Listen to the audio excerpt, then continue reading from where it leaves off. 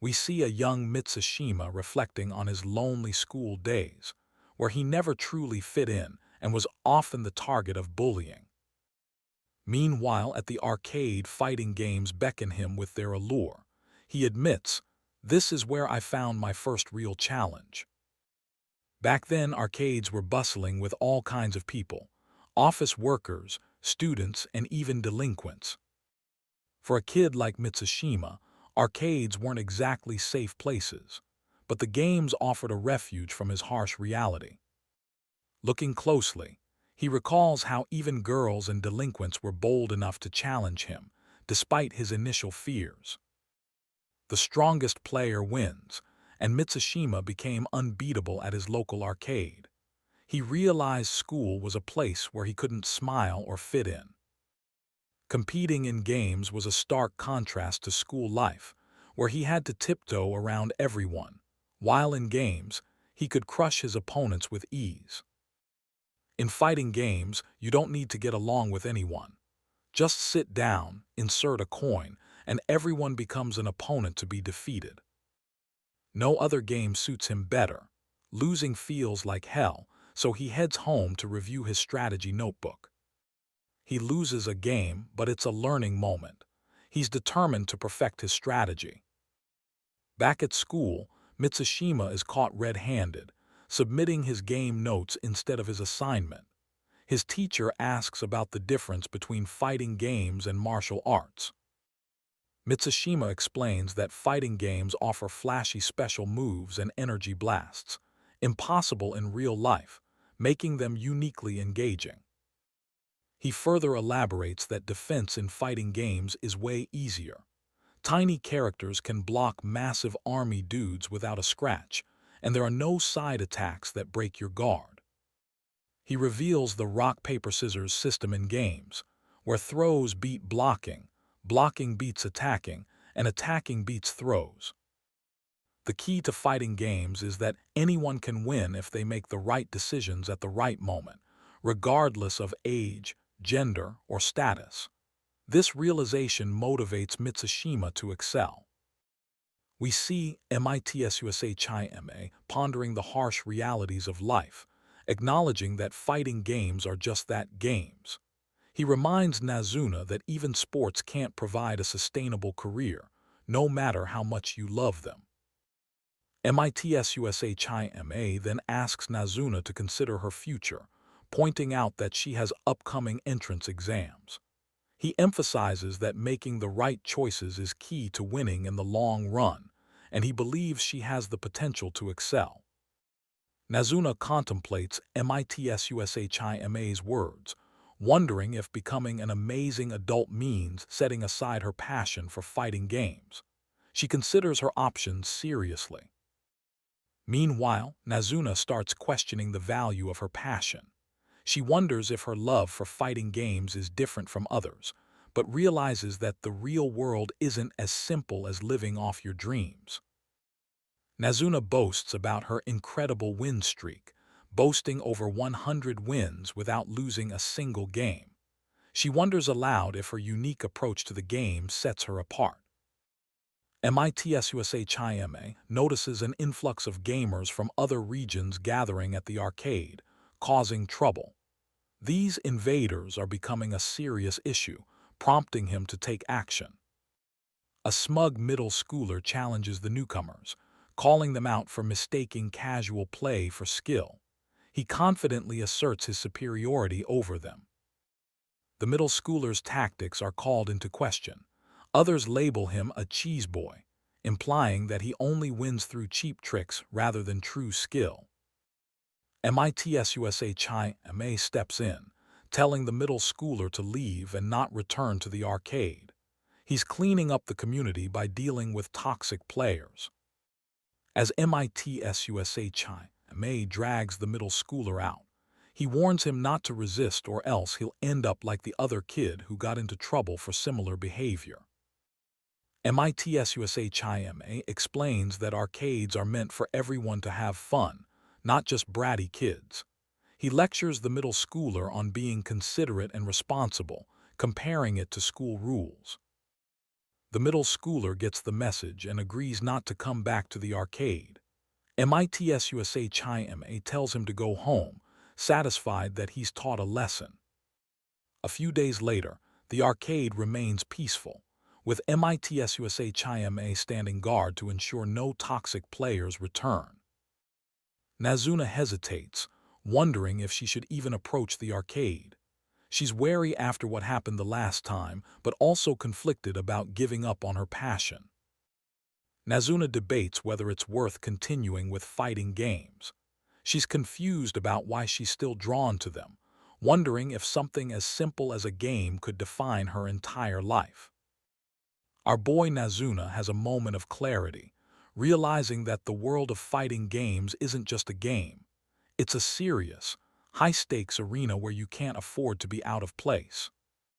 Meanwhile, an older figure, likely someone with a lot of experience, muses about past decisions. He talks about making the right choice 30 years ago, vowing to prove himself again now. This dude recounts his journey from the arcade scene to a top-tier company, emphasizing how he saw the decline of the arcade world and chose the path he believed was right. Nazuna approaches MITS Chime, the enigmatic figure who's been a mentor to her. She's clearly desperate to talk, but MITS Chime is skeptical about her reasons for seeking him out. MITS Chime listens to Nazuna, who's not trying to quit but feels out of place. She's passionate about her work but struggles with the company culture. Nazuna reveals she wants to understand MITS Chime's success. She's fascinated by his ability to fit in perfectly, noting that others see him as someone who reads the room flawlessly. She asks MITS Chime directly about his secret to success, curious about his ability to maintain harmony with the team while still seeming detached. MITS Chime's response is blunt and surprising. He admits he doesn't find it fun, his smile merely a facade to maintain peace and order. He explains his strategy: kill your real self, smile for everyone, and perform flawlessly. It's a cold, calculated approach he believes is necessary for success. Nazuna is taken aback by MITS Chime's brutal honesty. She asks why one would go through that if they don't cherish the job.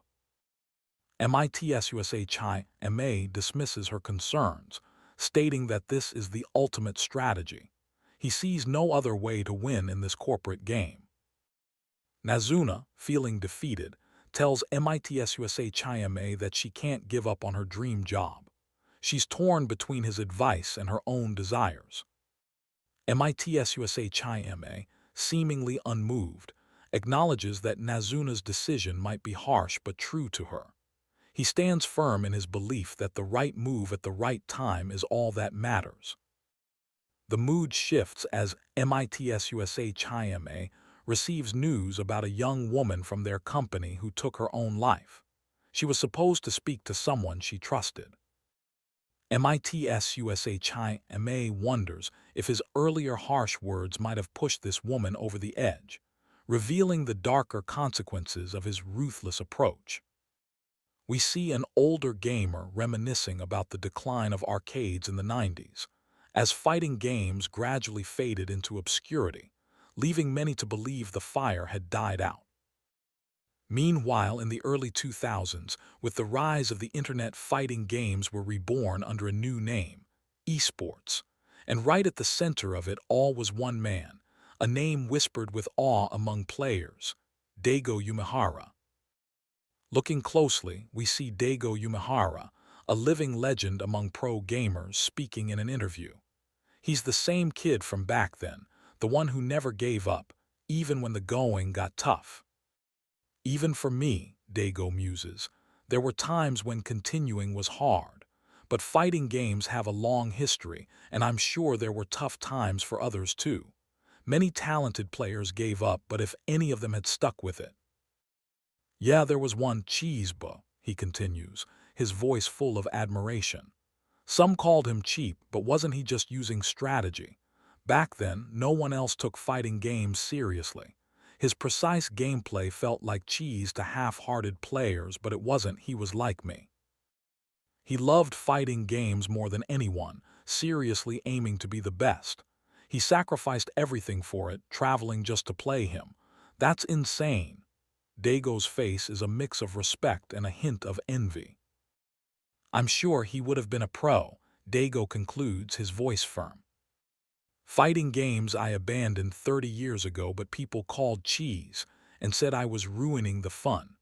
I gave up sleep to refine my strategies, but I loved them. My heart broke, feeling like all my efforts were meaningless. But there was someone.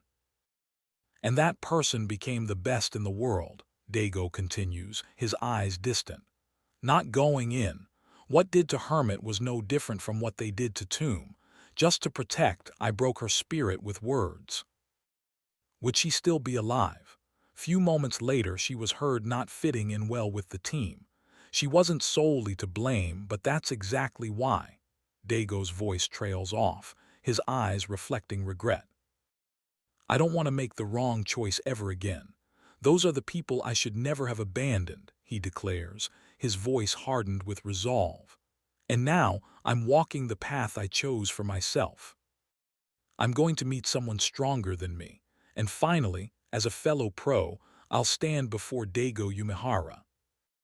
From the corner of the frame, a figure watches intently, a stern look on their face. Look out, they warn, their voice cutting through the air. This must be punishment, our protagonist thinks, as he chases a new dream for himself. For letting that woman die like nothing happened, if I get another chance. Suddenly, our boy finds himself in a dark forest at night, confusion etched on his face. What the heck just happened? And now I'm in some forest. Did I get hit by a truck in front of the arcade? We see a character, likely Kairu Mitsushima, questioning whether he's been reincarnated into another world, lamenting the death of a girl he couldn't save and his own premature demise as a fighting gamer. Meanwhile, the panel is filled with irrelevant text, likely a marketing message for a manga translation group, completely out of place in the story. Kairu, now in this new world, finds himself surrounded by others like him, questioning the harsh rules of this new reality. He encounters another survivor, showing signs of doubt and fear, indicating this world is just as dangerous as it is strange. The survivors are warned that non-compliance will lead to immediate elimination, setting a tone of survival and uncertainty. Kairu has no other choice but to comply, deciding to gather information rather than resist, hinting at his resourcefulness and survival instincts. The survivors from various backgrounds are gathered. The captain prepares to explain the situation, revealing the grim reality of their existence. The captain explains that they've all been reincarnated into this world, a second chance granted by the king, but with a dark twist.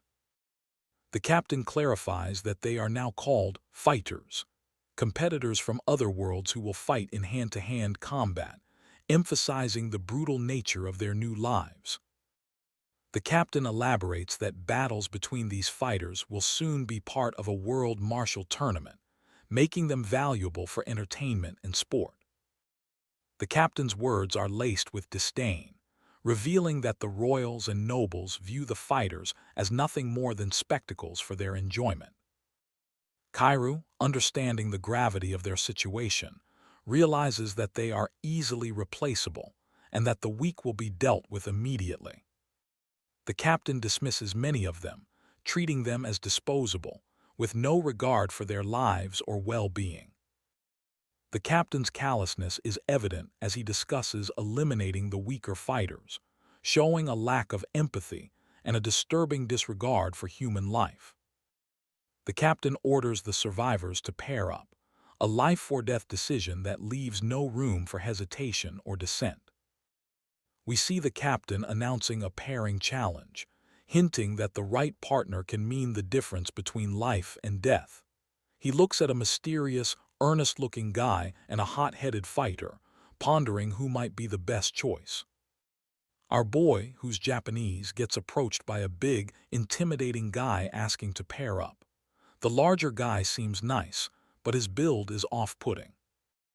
The hot-headed fighter reveals his strategy for choosing a partner based on qualifications and skills. He wants someone smart, loyal, and trustworthy, settling on the earnest-looking guy simply because he looks the smartest. The earnest-looking guy agrees to pair up with the hot-headed fighter, forming a team based on complementary strengths. The hot-headed fighter trusts his instincts and decides to bet everything on this choice. The captain confirms everyone has paired up, and he declares that the most balanced teams will likely win regardless of the match type.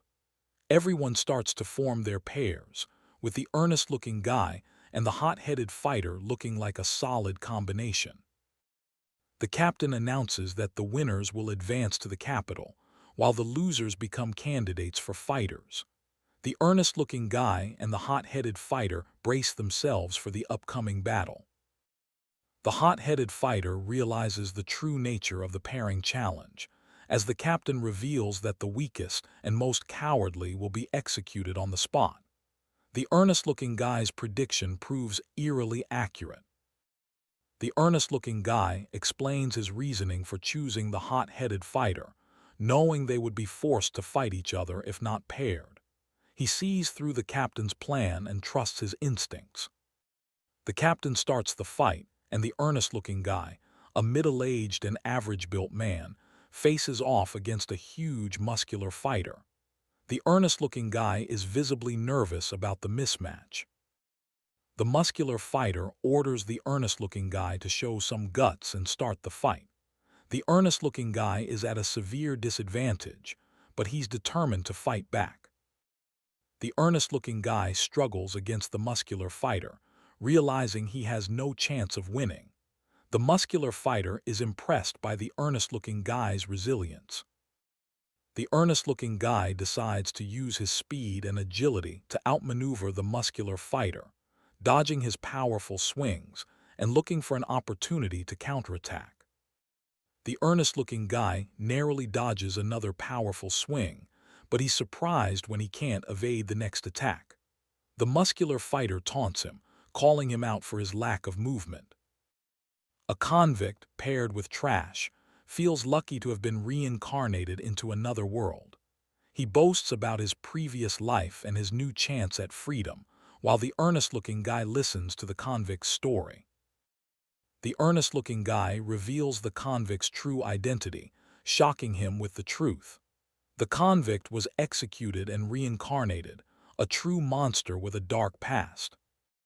We see Mitsushima glaring at the king, who's smugly revealing his true nature as a sadist who loves tormenting the weak. The king's words cut deep, but Mitsushima's determination doesn't waver. Meanwhile, Mitsushima's mind races, recalling the humiliation he felt when he was defeated by another opponent. He vows to prove himself stronger, even if it means fighting against the odds. The captain calls a halt to the match, but it's clear Mitsushima's opponent isn't playing by the rules. He's just waiting for a chance to strike. The vice-captain is flustered as he tries to figure out what's going on. When Mitsushima's opponent suddenly attacks, the vice-captain is left baffled. Mitsushima's opponent lunges forward, but Mitsushima effortlessly dodges the attack. His eyes flash with a newfound resolve. The king's henchman is shocked by Mitsushima's resilience. He can't believe that Mitsushima wasn't even fazed by his attack. "What do you think?" the henchman asks. The king's henchman, still in disbelief, challenges Mitsushima to a full-on fight. "Hit me with everything you've got," he taunts, eager to see if Mitsushima's resilience is just a fluke. Mitsushima smirks and steps forward, ready to unleash his true strength. "I won't dodge this time. I'll block it," he declares confidently. With a powerful strike, Mitsushima demonstrates his ability to block even the heaviest of blows. "Piece of cake," he says, revealing the unique rules of this fighting world. Mitsushima's eyes light up as he explains the difference between this world and the real one. Defenses are much stronger here. That's why I can't break through your guard, he says, pointing out the key differences in fighting mechanics. An observer in the crowd recognizes Mitsushima's move as one from a top-tier fighting game. "That's a throw," they exclaim, marveling at the skill on display. The king's henchman is impressed, realizing that this world operates on the same rules as a fighting game. "This world is amazing," he thinks, reminiscing about his love for such games. Mitsushima gives a cocky grin to his opponent, dismissing his superiority. "Don't get cocky just because you landed a throw," he warns, reminding everyone that status doesn't matter in this world. Mitsushima's victory is clear as he sweeps and jabs his opponent, forcing him to back away. "The one who wins is the one who makes the right decisions at the right time," he declares, feeling no guilt in his triumph. The king's henchman confirms the hit with a combo, trying to put pressure on Mitsushima. But Mitsushima's resolve remains unshaken, showing that his skills in this world are unmatched. You see, Kairu smirks as he delivers a final blow, declaring he's just another scumbag in a world that loves full combos. Meanwhile, the old man stands victorious, gloating over a completely knocked-out opponent. "In this world, Rock is king," he laughs. "Hey, it's Kairu again," addressing MITSUSA Chima with a new nickname, Fighter Kyle. He's welcome to a world that runs on the same rules as the old arcade games, but warns it's only just getting started. This world is an isekai where Kairu vows to become the strongest, embracing its terrible, yet amazing reality. The king of the Byzantine kingdom greets newcomers, introducing himself as Kyla Chaos, a ruler where strength equals justice. MITSUSA Chima, Aka manager, scoffs at the king's philosophy, recalling the harsh truth of the arcade. Strength is justice, and the weak have no rights. Suddenly, MITSUSA Chima spots someone from Kairu's past, a girl who committed suicide. Is that Shindu Nazuna? MITSUSA Chima realizes she's been reincarnated too. "I need to save her," he thinks, but acts cautiously to avoid making enemies. He grapples with a tough decision: save Nazuna and risk everything, or leave her to face the brutal world alone. If he saves her, there's a chance things might go well, but if he abandons her, she'll likely suffer terribly. "Scream for me again," MITSUSA Chima thinks, remembering her cries. For her sake, he decides to abandon her, but his heart isn't in it. The king demands to know who this bastard is, and if Kairu is all right. MITSUSA Chima, now calling himself manager, admits he's made a mistake before, choosing to abandon Nazuna and losing her. This time, he's determined to make a different choice. The king is unsure how to proceed, but MITSUSA Chima, now aware of the fighting game rules, plans to protect Nazuna from these soldiers. A soldier attempts a sweep kick, but MITSUSA Chima recognizes it as a common move in fighting games and stays alert, preparing to counter. We see our boy Mitsushima giving a masterclass in cheap moves, demonstrating how a well-timed sweep kick can lock down an opponent and strip them of any chance to retaliate. The regular soldiers watching seem more confused than impressed, but that's exactly what our boy predicted. Meanwhile, the king watches the spectacle with a mix of awe and confusion, feeling a shockwave despite no visible movement. He's intrigued by the sudden display of power. Looking closely, we see that this world thrives on characters with special moves, akin to projectile characters from fighting games. The captain is one, and now it looks like our boy Mitsushima might be another. Our boy delves into the lore of fighting games, mentioning Daigo Yuhara as a top-tier projectile character. He wonders if he's already mastered his own character type or if he's still developing. Frustrated, Mitsushima realizes he's at a disadvantage because he doesn't fully understand his character archetype yet. He's disappointed in himself, but still hopeful for his own potential.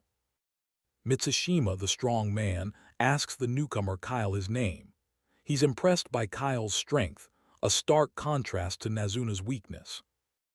The captain gives Kyle an unexpected opportunity, allowing him to train and become the nation's representative fighter.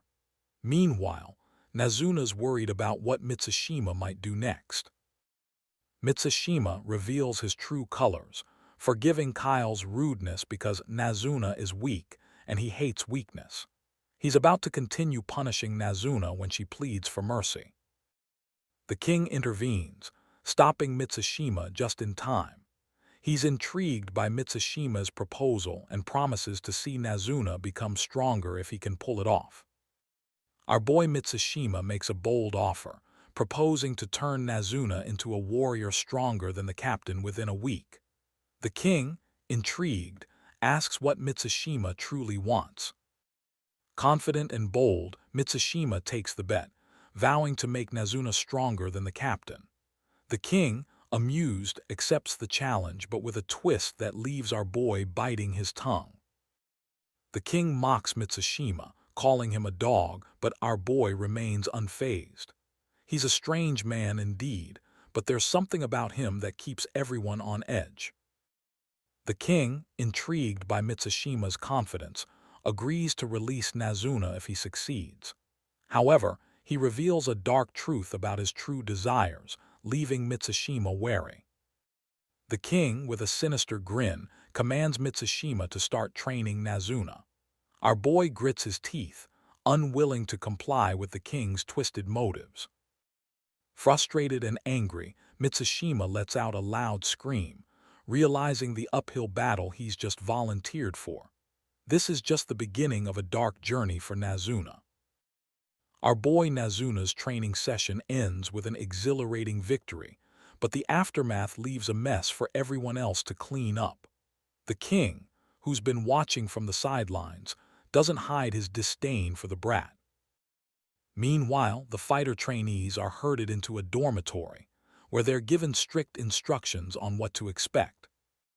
This dude, MITSUSA Chayame, takes his training seriously. He declares his goal to be the fastest and strongest in the fighting game world, emphasizing the need to understand his enemies and his abilities.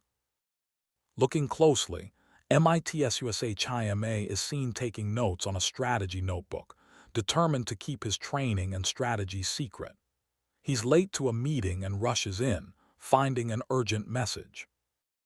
In the next panel, MITSUSA Chayame is approached by a group of newbies, desperately seeking his help to fight in this world. They throw their lot in with him, hoping he can make them stronger. MITSUSA Chayame is taken aback by their plea. He's a cold-hearted man who doesn't usually help others, but there's something about these newbies that makes him reconsider. He tells them point-blank that he's not a kind-hearted person, but he protected Nazuna because she's special to him. It's a bold declaration, leaving everyone stunned.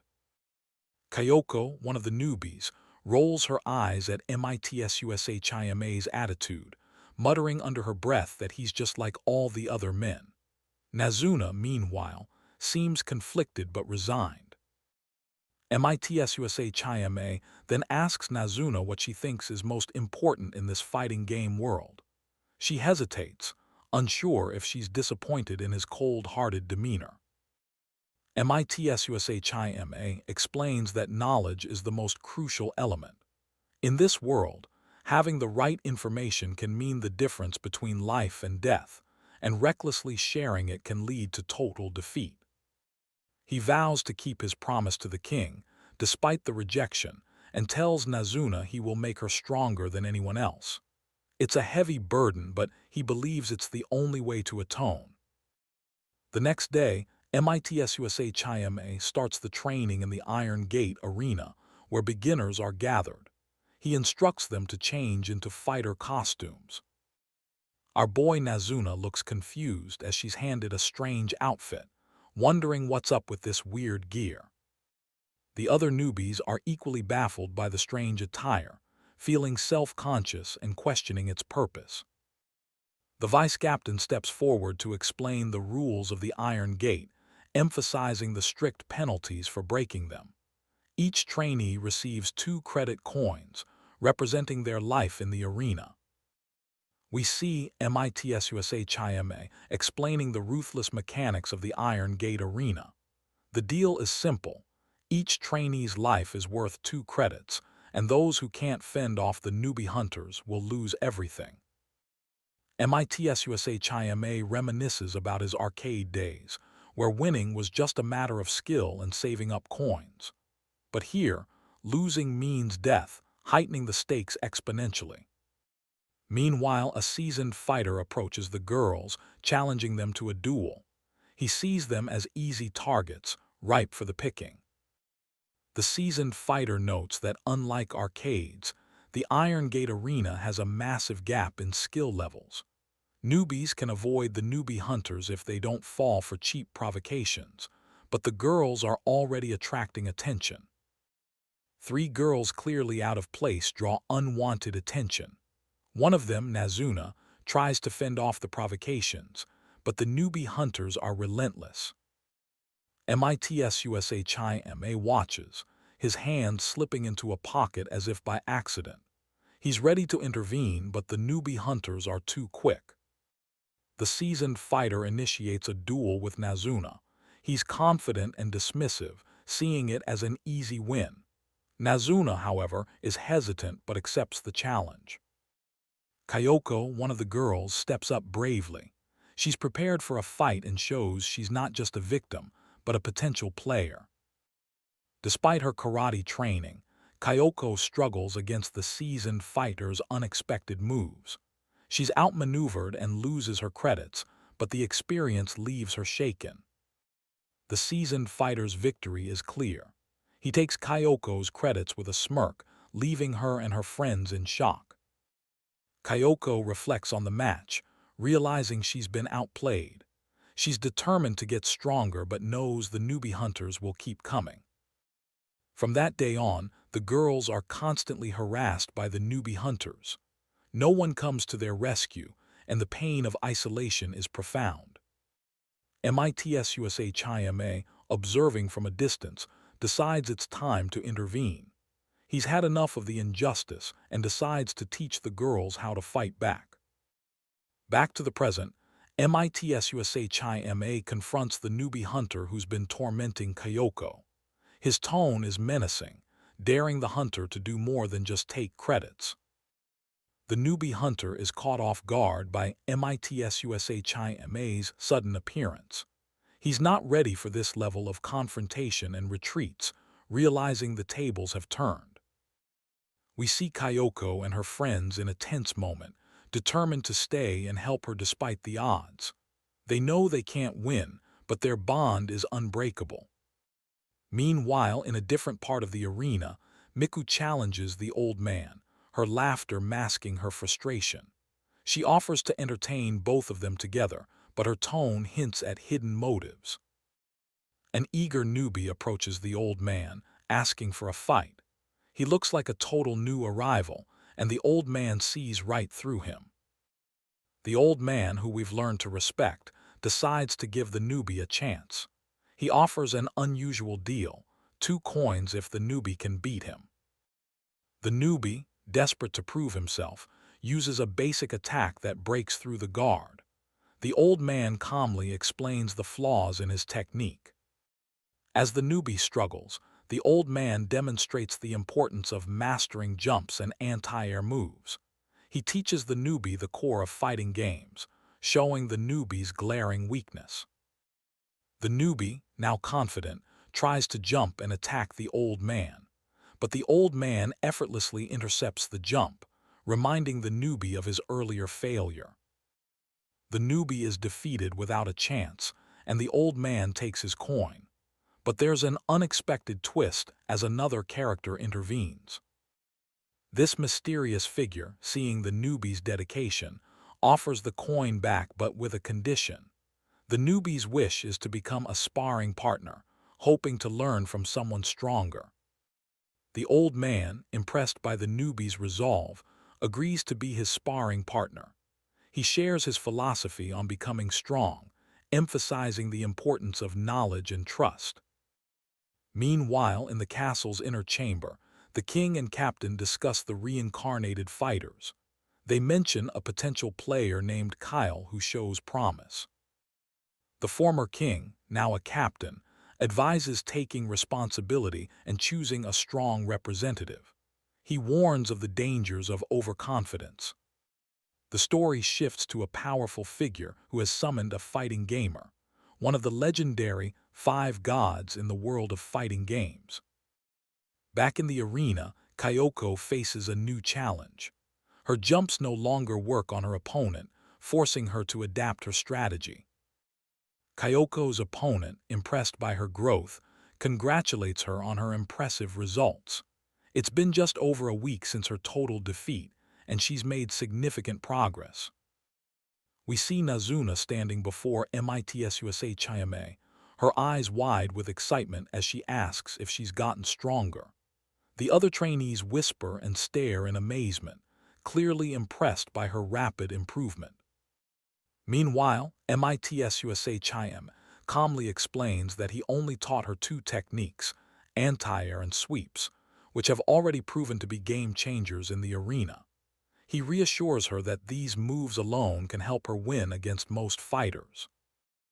Looking closely, Kyoko, one of the trainees, jumps high and challenges MITSUSA Chayame to practice the anti-air technique. She's getting the hang of it quickly, showing impressive coordination and speed. MITSUSA Chayame then demonstrates the second technique, how to stop an opponent from walking straight at you by sweeping their legs, knocking them off balance. Kyoko tries it out, her movements becoming more confident with each attempt. Kyoko's eyes widen as she learns about the importance of sweeping techniques in this world. She practices relentlessly, showing how crucial it is to trip an opponent before they can hit you. MITSUSA Chayame smirks, satisfied with Kyoko's progress. He reveals that his main goal was to advance his own strategy, and teaching these 2 moves was the key to her rapid improvement. The word spreads that strong female fighters are emerging in the iron rank, led by Kyoko and Miku, who are winning match after match with their flexible leg techniques. Kako, another trainee, worries about Nazuna's first match the next day, wondering if she can win. MITSUSA Chayame sighs, noting his change of heart from initially not wanting to take disciples to now actively training them. MITSUSA Chayame jokes about the age gap between him and Nazuna, but he seriously advises Kako to watch over her if she shows potential, and to stop her if she has no chance of winning. The next day, Kako stands nervously in the arena, facing off against a smaller opponent. The crowd chants, urging him to lose in spirit if he can't win. Kako, determined not to lose the same way again, nails the anti-air technique and sweeps his opponent's legs, showing a significant improvement in his fighting skills. His opponent figures out a countermeasure, opting for a defensive stance rather than attacking. MITSUSA Chayame explains that powerful strategies often have counters devised for them over time, so it's vital to stay adaptable. To everyone's surprise, Kako lands a jump attack despite his opponent's guard, showcasing his growing understanding of the fighting game's mechanics. Kako, now in a favorable position, prepares to finish the match. MITSUSA Chayame urges him to go all out, knowing that Kako has the skills to win. The match reaches its climax as both fighters push themselves to their limits, the tension palpable. Kako, fueled by MITSUSA Chayame's encouragement, lunges forward for the final blow. We see Nazuna emerge victorious, having executed a move that surpasses anything she's been taught before. Master Kyle looks impressed, even admitting that he's got some catching up to do. Meanwhile, Kyle thinks to himself that he owes Nazuna an apology for doubting her. His gruff demeanor isn't foolproof against the power of genuine growth and skill. Inside Bizun Castle, Kyle's protege Kako and his group are about to rise to bronze rank. But the real test lies ahead, with Kyle promising to disrupt their budding camaraderie at the next representative prelims. A mysterious message appears, recruiting anyone with half a brain and a computer to join their Discord. The sender seems envious of the group's progress, but is set on bringing them down. Nazuna and the others vow to grow stronger together, driven by the knowledge that their survival depends on it. Master Kyle is there to guide them every step of the way. The next day begins with a serious tone. Kyle makes the new recruits swear to secrecy about what they're about to learn, warning them about the danger of knowledge leaks. We see Kyle explaining the concept of special moves, moves that aren't just about brute force but strategy and timing. Nazuna's eyes light up as she learns the shockwave blast technique. Missy eagerly asks to learn the technique, but Kyle asks about their hobbies first.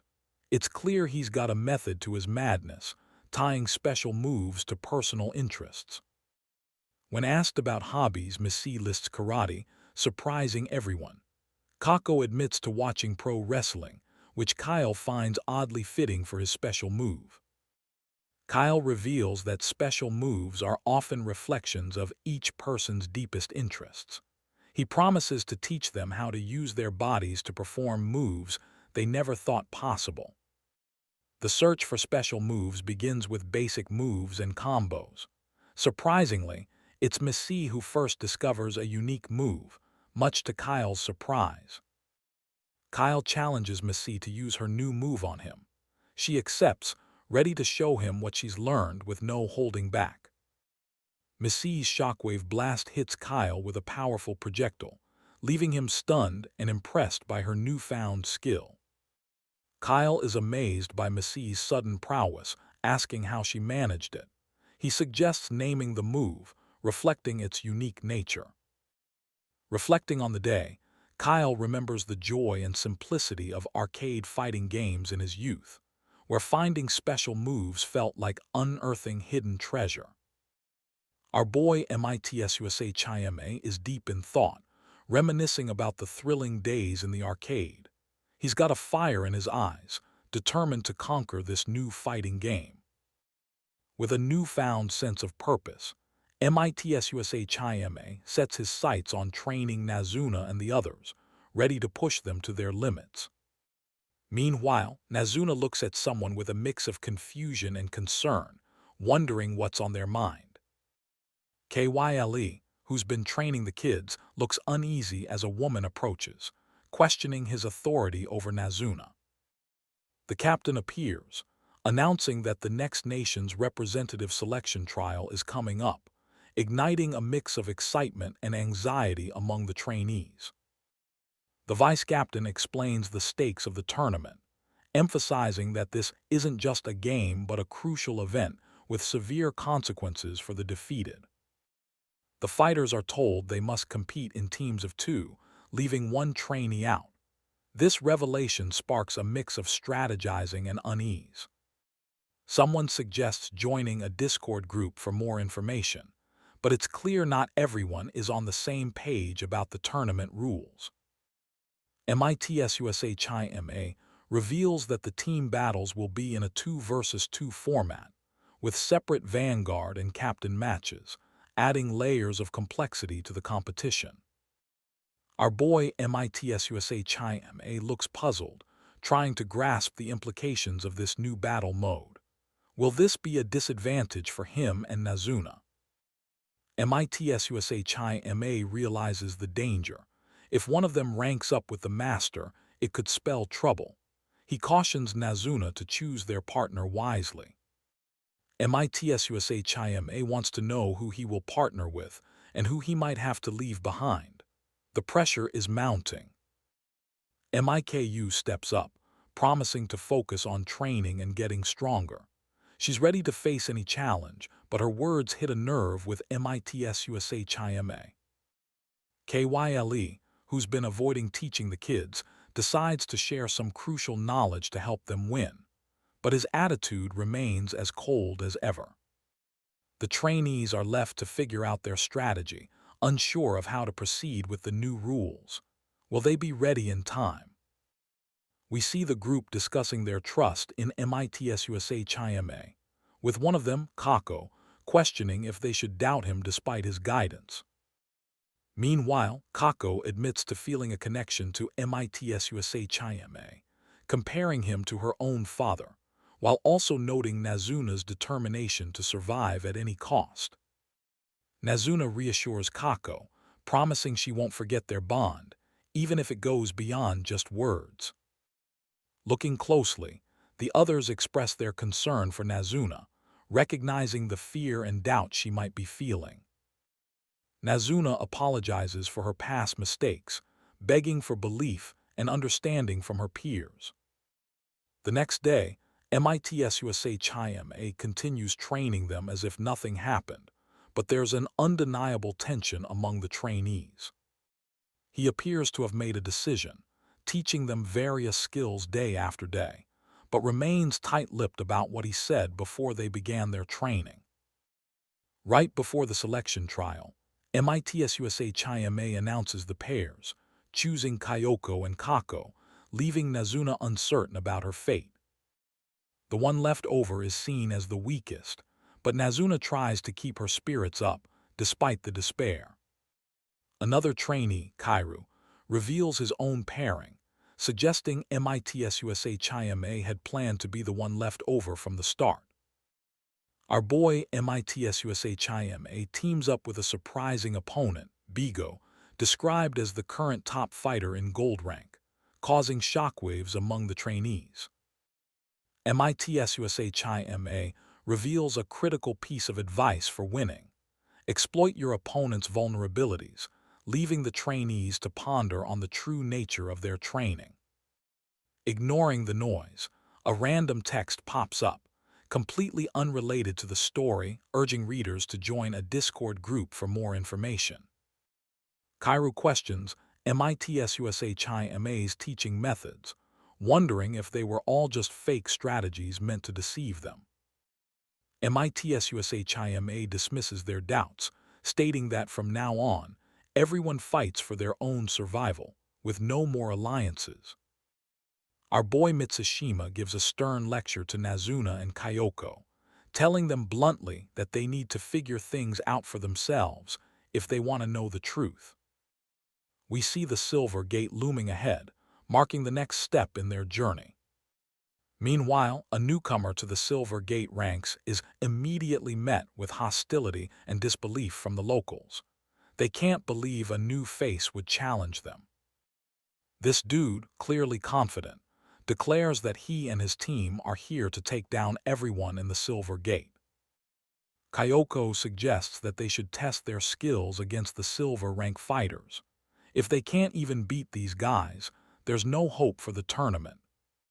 A fellow fighter challenges Mitsushima, questioning if he really taught the kids properly. Mitsushima's reply is cryptic and unsettling.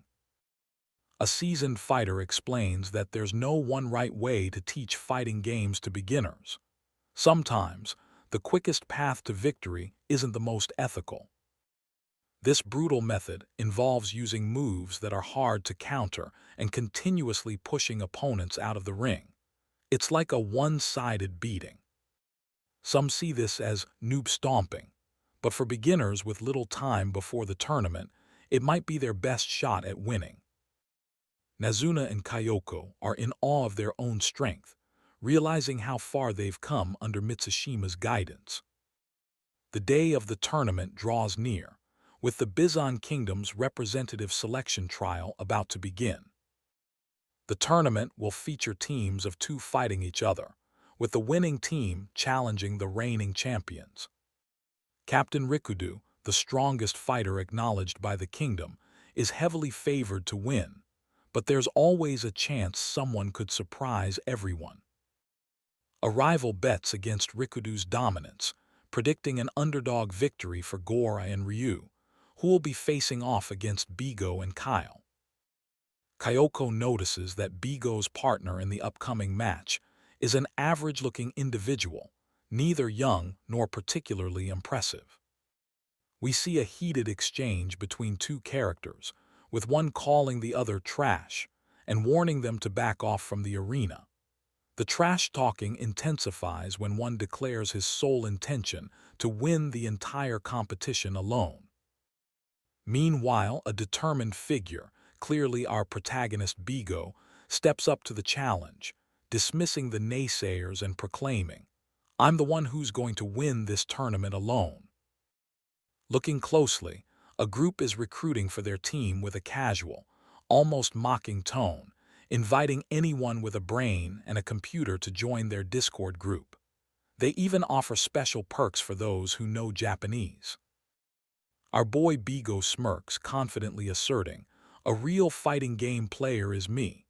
He's not backing down, despite the taunts and insults from others, and insists on fighting the trial alone. The vice-captain, Rikudu, steps in, refusing to team up with Bigo. He's confident in his abilities but has no intention of participating in the trial, citing his past experiences and his dedication to protecting the kids. Bigo explains his reasoning bluntly, stating, "If someone doesn't protect them, they won't survive in this world." His motivation is clear: to ensure the safety of the reincarnated kids.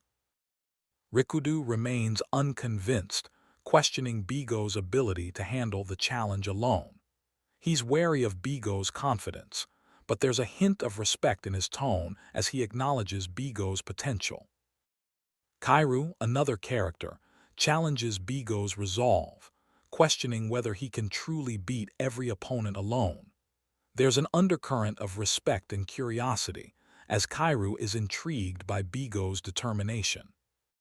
Bigo confidently declares, "Just watch, you'll soon understand what I'm talking about." The battle commences with fighter Kyle facing off against Gora. Gora's special move, Golden Fist, is displayed with intense focus. It's clear that Gora is a formidable opponent, and the tension is palpable as Bigo prepares to face him. Bigo watches intently as Gora's attack lands easily, knowing full well that he's no match for a gold-rank fighter like Gora. He's brutally honest, advising an iron rank like Bigo to forfeit immediately. Gora boasts about his rigorous training regimen and his perfect physique, declaring that Bigo won't even be able to touch him, let alone win. Despite Gora's confident demeanor, Bigo remains unperturbed. He reveals knowledge of a unique fighting style that allows characters to keep their opponents at bay, challenging the notion of Gora's invincibility. Expert analysis highlights the strategic advantage of long-range specialists like Gora, but also hints at the possibility of counter-strategies that could close the distance and neutralize Gora's strength. Gora laughs at the prospect of Bigo's defensive stance, confident that his superior skills and reach will easily overpower his opponent. The tension is building as the showdown approaches. We see Gora relentlessly pushing Kyle back, striking from a distance with his long-range attacks. The audience groans, demanding the match to end since it's not entertaining enough for them. But then, something strange happens. Gora lets out a frustrated yell, realizing the tide might be turning. Suddenly, Gora topples over and the crowd is baffled. Did he just lose his balance? No, it's not an accident. Kyle delivers a powerful golden fist attack. Kyle's opponent, confused and hurt, falls again. It's clear it wasn't an accident. Kyle took him down with a precise counterattack. The audience is now on the edge of their seats. The referee approaches Gora, asking if he understands what Kyle just did. He's kicking, but how? The explanation is about to be revealed.